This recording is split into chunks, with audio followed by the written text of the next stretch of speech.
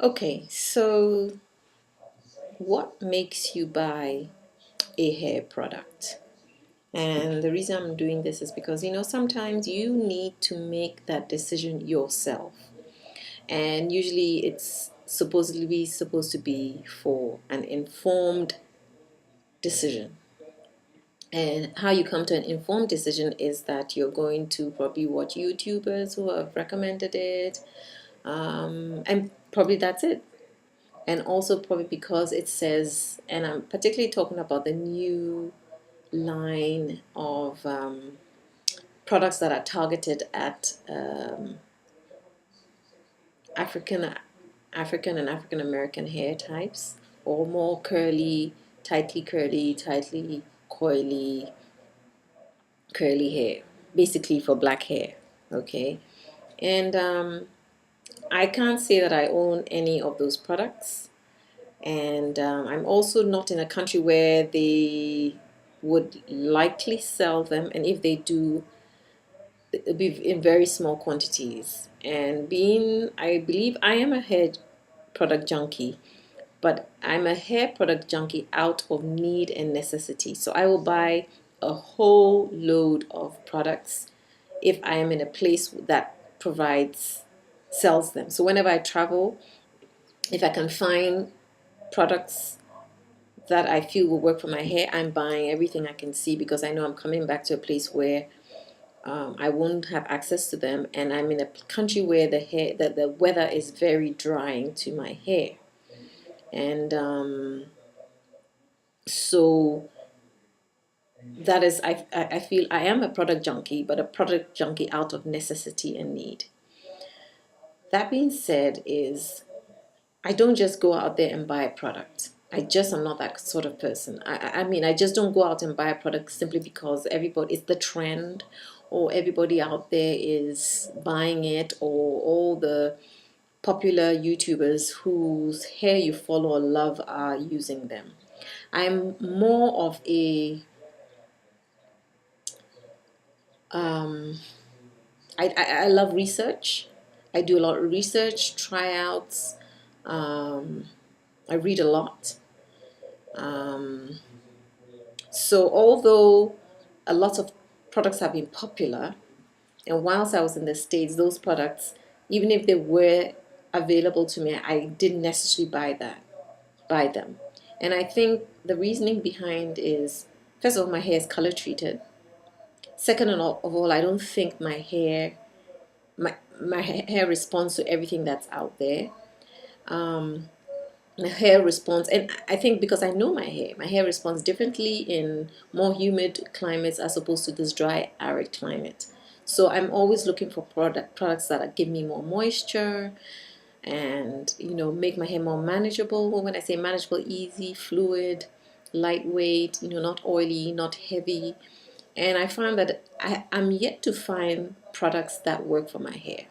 They're products I love because they make my hair happy, but the happiness doesn't last long. So I mean, like Pantene 2 minute conditioners, they're fantastic on my hair. The minute I put them in my hair, they actually last for the 2 minutes. But my hair does not stay in that condition maybe an hour or two later or the next day.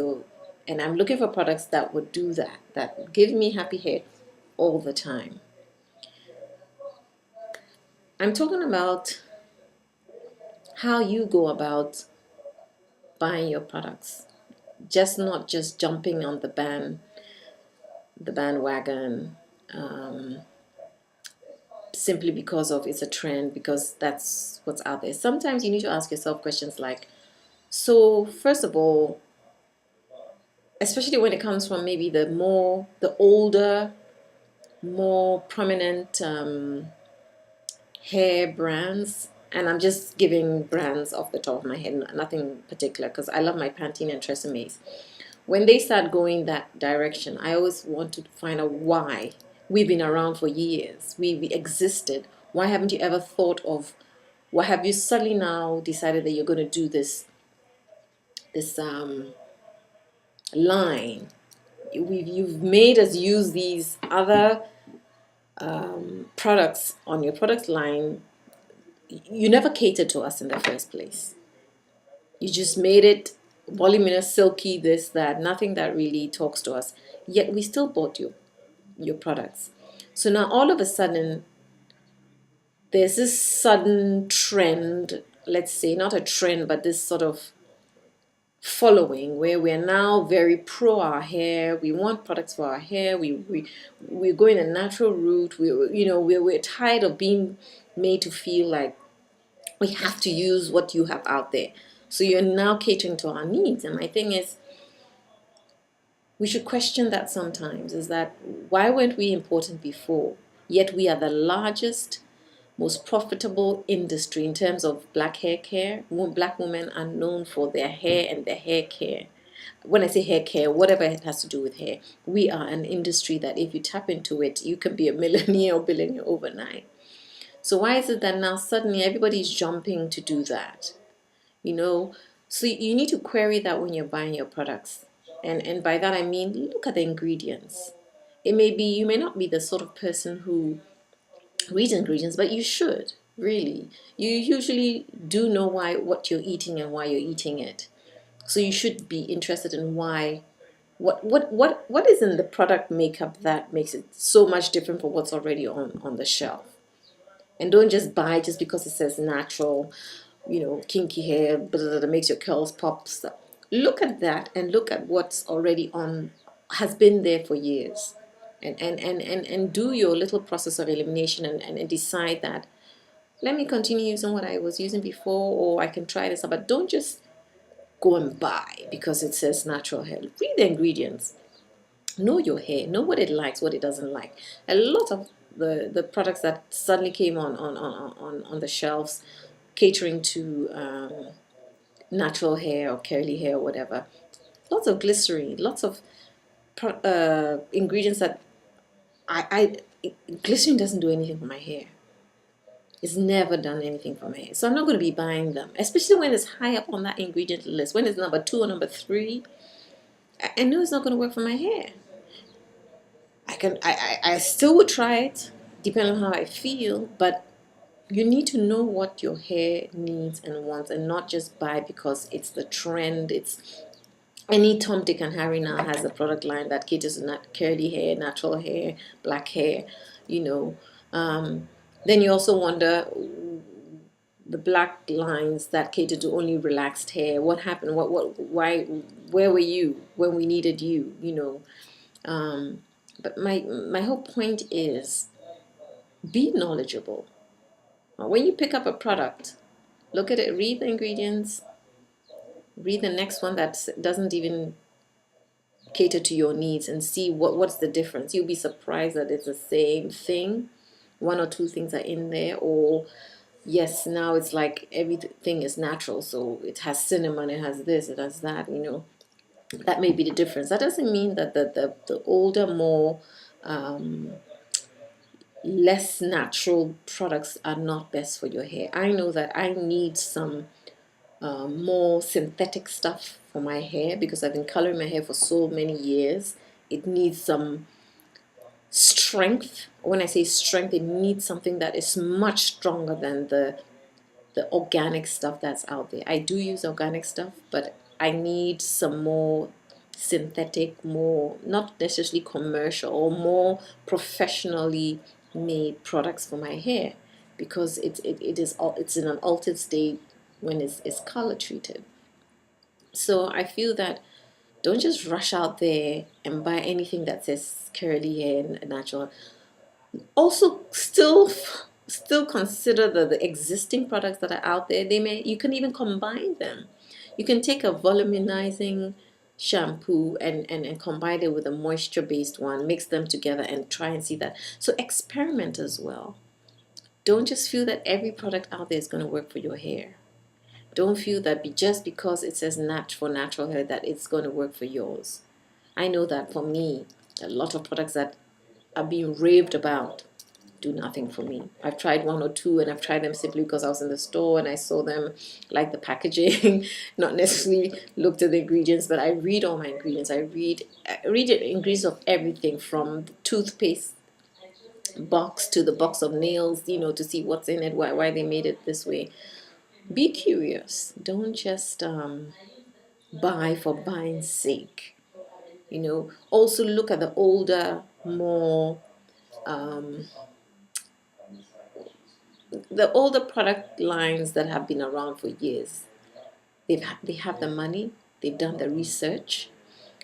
That doesn't mean that they're knowledgeable about this, about our hair. It doesn't mean that. They're going to be soon because they've got the right people, the access to the research teams and labs and stuff like that, and we'll be able to catch up with the ones who have just come out that have researched and studied our hair, the smaller lines, But just weigh your options. Just be careful. Just be discerning. Just don't buy into the hype. Just don't, because everything out there now, I mean, at least not in my country, but out there, it's about the natural, the organic. It doesn't mean that it's for you. And it doesn't mean because the older brands are out there that they know more about our hair than the ones who have just come up. So my thing is, I'm not really playing the devil's advocate, but just be wary and aware and be more knowledgeable about your hair. Because your hair is not like everyone else's hair out there. And you should be able to decide what works best for you, who you really want, whose product line you really want to try out, and why, and sort of basis on, be a more, well, I guess I have to say this again, a discerning customer.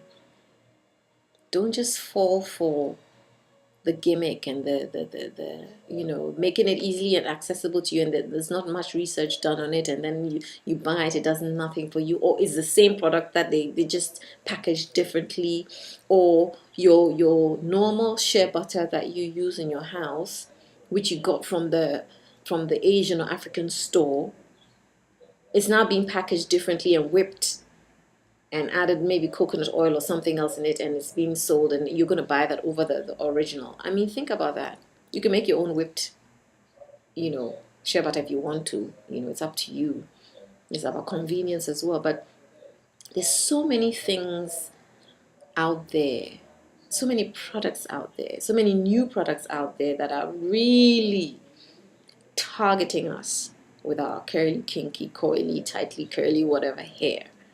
And you need to be skeptical, as well as you need to know what you're getting into and what they are getting to. What is it that they want?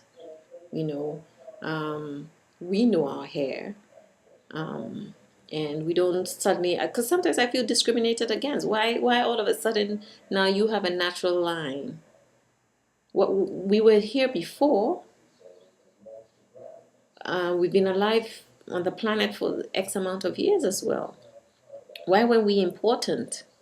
Now we put money in your account, so you're catering to us somewhat. I'm not saying I'm not going to buy those products. I will, but I mean, I'm a little upset and angry that we only we are like an afterthought. Anyway, just a thought.